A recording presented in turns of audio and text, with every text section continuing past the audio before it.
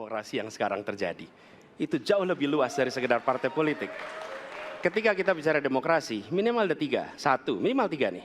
Satu adalah adanya kebebasan berbicara.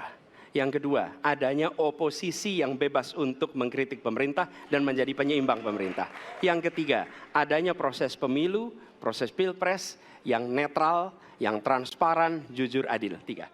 Capres nomor urut 1 Anies Baswedan menyebut bahwa kebebasan berbicara dan demokrasi di Indonesia menurun.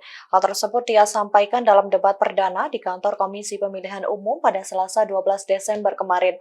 Lantas benarkah hal tersebut sesuai dengan faktanya?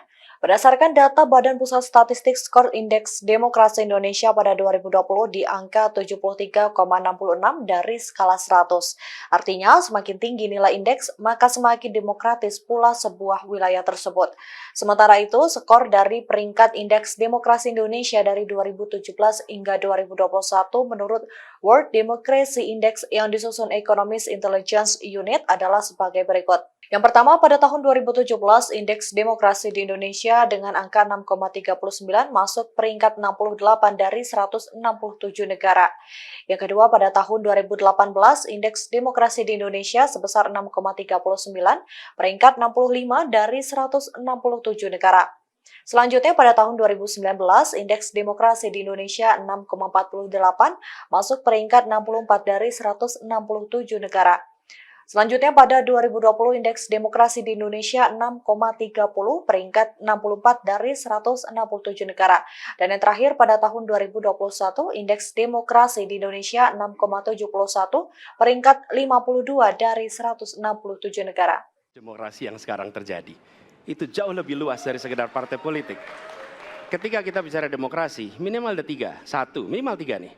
Satu adalah adanya kebebasan berbicara.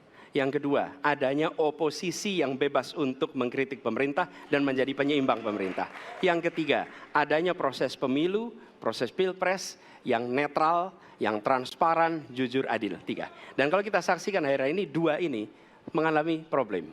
Kita menyaksikan bagaimana kebebasan berbicara menurun, termasuk mengkritik partai politik. Dan angka demokrasi kita menurun, indeks demokrasi kita.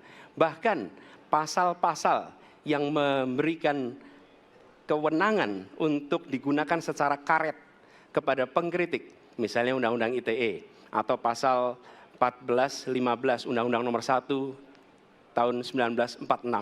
Itu semua membuat kebebasan berbicara menjadi terganggu. Yang kedua, oposisi. Kita saksikan minim sekali adanya oposisi selama ini. Dan sekarang ujiannya adalah besok. Bisakah pemilu diselenggarakan dengan netralitas, dengan adil, dengan jujur? Ini ujian ketiga. Jadi, persoalan demokrasi kita lebih luas dari segala persoalan kepada partai politik. Nah, bagaimana untuk partai politik sendiri? Partai politik baru mengembalikan kepercayaan. Tapi di sini ada peran negara. Menurut saya salah satu masalah yang mendasar partai politik ini memerlukan biaya. Dan biaya politik selama ini tidak pernah diperhatikan di dalam proses politik. Untuk kampanye, untuk operasional partai, semua ada biayanya.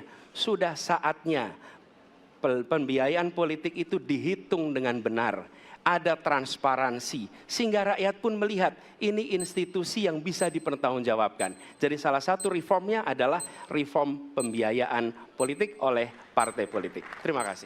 Download Tribun X sekarang, menghadirkan lokal menjadi Indonesia.